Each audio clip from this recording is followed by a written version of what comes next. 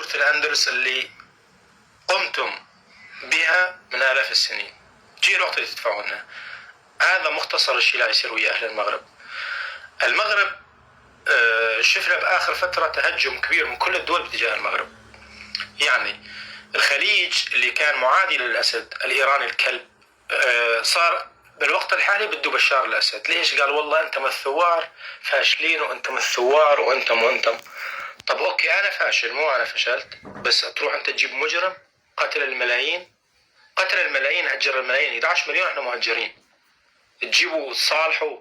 وقبل كنت انت علماءكم، علماء الدين اللي موجودين في بلادكم هم اللي شجعوا الثوار على القتال، هم اللي يدعمونا بالاموال، لنقاتل على اساس نصرة لاخيه المظلوم. ولكن حاليا اشوف انتم رجعتوا مع الحضن. هو لما قال راح ترجعوا مثل الكلاب تركضون لعندي بشار الاسد، فعلا رجعتوا مثل الكلاب لانكم كلاب.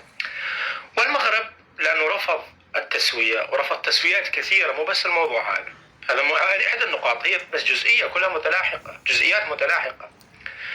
المغرب وإثارة قضايا الصحراء والبوليخاريو، ما راح أقول البوليساريو، البوليخاريو، لأن هم فعلا بالمستوى هذا، وعداوتهم لفرنسا وإلى آخره.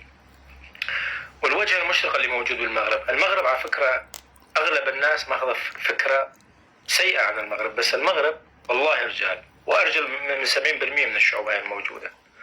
شوفهم المغرب، وشوفهم تاريخ المغرب، وشوفهم الفتوحات المغرب ما طوبز من العثمانيين، اللي من المشرق لتقريبا لحدود المغرب كلها طوبزت للعثمانيين، ما حد طوبز. مليون شغلة، مليون نقطة استفهام. المغرب هو صفة الحجرة الأخيرة اللي لازم تفرط، لازم يفرطون المسبعة كلها تصير مطابزة وخالصة، فلازم نضغط عليهم، لازم يدفعون فاتورة قديمة، وفعلا فاتورة قديمة، واللي ما يفكر بيها فعلا يكون جاهل. الله يحفظكم ويحفظ بلادكم أهل المغرب، وما حد ظلنا احنا بهالأمة اللي نفتخر بها إلا 3-4 دول، انتم ومصر وقطر واليمن، الأشقاء اليمنيين. أما ما تبقى شيل يابا شيل إلا مزبلة التاريخ، ولنا الله إن كنا على خطأ وإن كنا على صح.